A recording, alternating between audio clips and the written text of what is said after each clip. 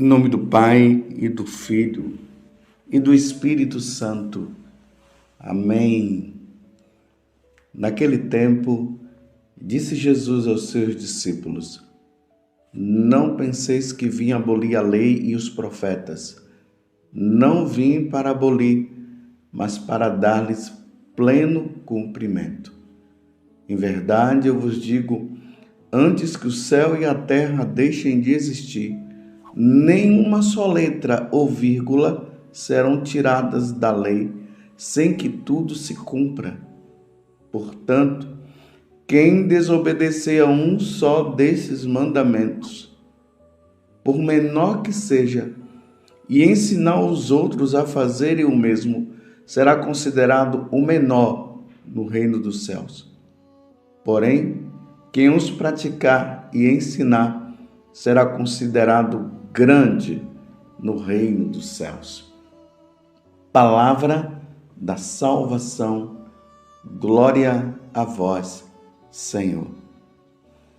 Meus irmãos e minhas irmãs, estamos caminhando com o nosso Senhor Jesus Cristo, a segunda pessoa da Santíssima Trindade. Nós adoramos a Santíssima Trindade, um Deus em três pessoas: Pai, o Filho e o Espírito Santo. A segunda pessoa veio do meio de nós, como diz São João no prólogo, ou seja, no primeiro capítulo. E o Verbo divino se encarnou e habitou no meio de nós. Jesus veio para nos orientar, para nos encaminhar. Jesus veio para fazer com que todas as religiões existentes pudessem se voltar para Ele, para a verdadeira religião. Jesus é o fundador da Igreja Católica, do cristianismo. Do lado de nosso Senhor Jesus Cristo, diz São João, saiu sangue e água. Está no capítulo 19, também do Evangelho de São João, quando aquele soldado inseriu a lança em Jesus, saiu sangue e água, que simboliza o nascimento da igreja, que se dá com a água, que é o batismo, e o sangue, que é a Eucaristia, é a Santa Missa. E Jesus agora está falando para nós, neste grande sermão, que está no capítulo 5, 6 e 7 do Evangelho de São Mateus. Nós estamos aqui no capítulo 5, do versículo 17 até 19. Então Jesus, ele está agora ensinando e ele está dizendo o seguinte: diante de qualquer questão existente ali no caso entre os judeus, de que ele veio para mudar a lei, Jesus já começa dizendo: não penseis que vim abolir a lei e os profetas. Não vim para abolir, mas para dar-lhes pleno cumprimento. Então, o Antigo Testamento foi preparando todo o povo para a vinda do Messias, para a vinda de Jesus. E agora Jesus está aqui, está no meio de nós, está ali com eles. E Jesus está dizendo: agora eu estou cumprindo tudo o que foi falado. E aí ele reafirma: em verdade, eu vos digo, antes que o céu e a terra deixem de existir. E isso aqui é importante, meus irmãos, saber. Um dia, tudo isso vai desaparecer, viu? O mundo não existirá mais. Quando Jesus vier na sua glória, E aí a Igreja Católica vai nos ensinar que será o dia do juízo universal. No dia do juízo, tudo vai desaparecer e vai sobrar apenas esses dois estados. O estado das pessoas que estarão no céu e o estado das pessoas que estarão no inferno. Aqueles que estarão na felicidade eterna, vivendo com Deus, e aqueles que estarão no inferno, vivendo com Satanás. No céu, felicidade para sempre. Lá não haverá choro, não haverá mais sofrimento de nenhuma espécie. No inferno, sofrimento para sempre. Então é isso que Jesus está dizendo. Em verdade, eu vos digo, antes que o céu e a terra deixem de existir, nenhuma só letra ou vírgula será tirada da lei sem que tudo se cumpra. Então, tudo o que foi falado no Antigo Testamento em relação a Jesus, no Antigo, e tudo que se realizou com Jesus no Novo Testamento. Então, todas as coisas, meus irmãos, que Jesus falou, tudo vai acontecer. É isso que ele está dizendo. Vamos ser simples, não vamos complicar. Tudo vai se realizar antes que Jesus venha na segunda vinda. Porque ele veio na primeira vinda para nos indicar, para mostrar como nós devemos viver e tal. Ele veio nos redimir, então ele morreu na cruz, nos salvou. E isso estava previsto também no Antigo Testamento, a morte dele, como diz lá no livro do profeta Isaías, no capítulo 53, que ele iria estar entre dois facínoras, que ele iria ser levado como um cordeiro ao matadouro, ele iria calar a boca. Tudo isso foi previsto e Jesus está dizendo que tudo isso iria acontecer e aconteceu. Então Jesus venceu a morte, venceu o pecado, venceu o diabo.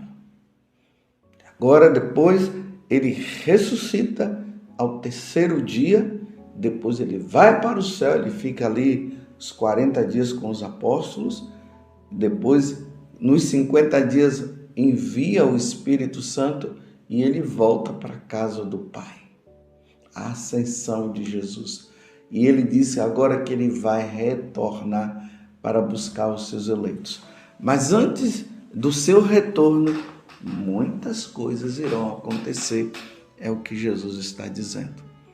Mas o que é que vai acontecer? Bem, na segunda vinda, antes da sua segunda vinda, a Igreja Católica será perseguida. Durante séculos, a Igreja foi perseguida, mas em alguns lugares. Mas acontecerá a perseguição à Igreja a nível universal, em todos os lugares, onde houver cristãos, padres, bispos, todos serão perseguidos porque o mistério da iniquidade vai se erguer. O anticristo vai se colocar. Como diz no livro do Apocalipse, ele fará prodígios e milagres e muitas pessoas muitos, até os católicos, irão se admirar com as coisas que ele fará e irão segui-lo. E ali fala no capítulo 13 do Apocalipse, ninguém vai comprar, ninguém vai vender se não tiver a marca dele. E aí vem o quê? A apostasia. Mediante a perseguição, os cristãos, os católicos não irão resistir, muitos não irão resistir. Eu não estou dizendo que serão todos, mas muitos não irão resistir. Assim como no passado muitos morreram pela fé, no futuro também muitos morrerão pela fé. mas muitos irão apostatar. Então fica bem claro aqui que eu não estou falando de apóstolos, eu estou falando de apostasia. Apóstolos são os discípulos apóstolos que são enviados. E o apóstata é aquele que nega a fé. Então muitos negarão a fé. Essa é a verdade. É a verdade do Senhor. Apostasia, perseguição, muita confusão doutrinal. Muita confusão. A igreja entrará numa confusão doutrinal, cada um ensinando, falando o que quer. E nós já percebemos isso, né? Mas ainda não está no cumprimento de tudo. Mas essas coisas vão se realizar sim. E aí que entra, quando Jesus diz, o irmão entregará irmão, pai entregará mãe, filho entregará pai, e assim por diante, nora, sogro, entregando um ao outro, procurando salvar a sua vida, ou melhor, essa vida, né? Porque Jesus disse que nós não podemos ter medo daquele que pode tirar essa vida terrena. Ele disse que nós devemos ter medo sim daquele que poderá sim, depois de nós morrermos, nos lançar no inferno. Foi isso que Jesus falou. E aí vai acontecer o sincretismo religioso. Sabe o que é o sincretismo religioso? É a mistura. Essa mistura, igreja católica com igreja pagã, igreja católica com as religiões afros, é igreja católica misturada com outras religiões pagãs, querendo colocar tudo junto para dizer que está tudo certo, está tudo correto, colocando Jesus no mesmo nível desses líderes existentes. Isso vai acontecer, porque Jesus disse que essas coisas iriam acontecer. Eu estou apenas atualizando o que Jesus falou. Aqui lá Jesus falou de religião afro, ele não falou dessas coisas, porque não tinha cabimento falar. Eu estou atualizando para dizer essa confusão, esse sincretismo religioso que vai existir e que já vemos em alguns momentos aí nós vemos. Você está entendendo o que nosso Senhor está dizendo? Que o que Ele falou irá se cumprir. É aí que nós seremos provados. Tanto que quando Jesus fala da sua segunda vinda, Ele vai dizer justamente isso. Que os seus seguidores, os católicos, os padres fiéis, os bispos fiéis, serão levados para serem julgados. E ali ainda diz que os matarão. E aí, claro, eu falei da hierarquia, mas é o povo cristão, os cristãos também de um modo geral. E Jesus diz que é ali que vai se dar o verdadeiro testemunho. Nas perseguições. Rezemos, irmãos. Precisamos rezar por este tempo, porque a igreja hoje já vive uma grande crise. Isso é constatado. Há uma crise na igreja.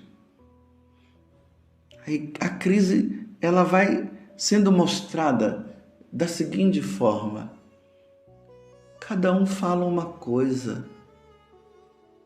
Antigamente, o ensinamento era um só. Hoje, não. Cada um fala uma coisa. E muitas ideologias, muitas contradições faladas por meio de nós sacerdotes. Infelizmente, é duro ter que dizer isso, mas que é verdade é. As contradições em relação ao catecismo da igreja, as contradições em relação ao que os santos padres falaram. Aí se diz, né? Não, antigamente era assim, mas agora não é mais assim. Os tempos mudaram. Aí a permissividade vai entrando. Que confusão, que crise. Crise vocacional, crise nos seminários, crise nas casas religiosas, crise nas novas comunidades. Uma crise. Mas não estou falando isso para você ficar triste, não. Só estou falando para você o que Jesus disse. Está comprovado e nós estamos vendo. Mas cabe a nós rezarmos, pedirmos a Deus a graça da fidelidade, pedir a conversão, como Nossa Senhora em Fátima e em tantas outras aparições ela fala, rezar pela conversão dos pecadores, rezar pela perseverança, rezar pela igreja, rezar pelos sacerdotes, rezar pelos bispos, para que possa ensinar, como Jesus está dizendo. Portanto, quem desobedecer a um só destes mandamentos, por menor que seja, ensinar os outros a fazerem o mesmo, será considerado menor no reino dos céus. Olha, e tem uma coisa, não é menor no reino dos céus porque a pessoa vai ficar lá, né, em último lugar. Não, é a condenação mesmo, por ter ensinado errado. Às vezes eu fico preocupado, meu Deus do céu, dá-me a graça, Espírito Santo, de não ensinar errado. Eu quero ensinar sempre certo. Por isso essa necessidade de ler o catecismo, de ler a doutrina da igreja, de se atualizar, para que não se fale errado. Deus me livre de eu falar alguma coisa que esteja contra a doutrina da igreja, contra a doutrina de nosso Senhor. E quando eu falo doutrina da igreja, é a mesma coisa com a doutrina de nosso Senhor. Porque a igreja, ela fala o que Jesus falou, ela só reafirma. Então eu não posso ensinar errado. Ainda que isso possa me comprometer. Me comprometer numa perseguição e tantas outras coisas. Hoje em dia não é fácil pregar o Evangelho. Não está sendo fácil. Esse dia eu estava conversando com um sacerdote e nós estávamos falando sobre isso. Não é fácil falar. Porque quando você fala o que está escrito na doutrina da igreja, no Evangelho, na tradição, há um rebuliço, há uma perseguição por parte, não dos de fora, mas dos de dentro da igreja. Quantos padres sendo perseguidos por estar falando a verdade? Porque o certo virou errado. E o errado virou o certo. Então tudo é permitido, tudo se pode. Deus me livre de diante de Deus eu ter que prestar essa conta que Ele está dando aqui, olha.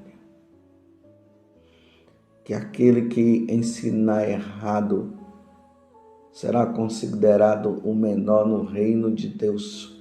Ou seja, não vai ficar no céu, não. Vai ser condenado por ter ensinado errado.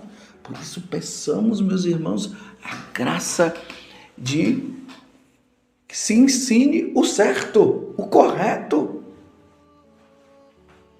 Porque as almas precisam ser salvas. Quando se ensina errado, as almas se perdem. As almas não se salvam. É preciso ensinar o correto.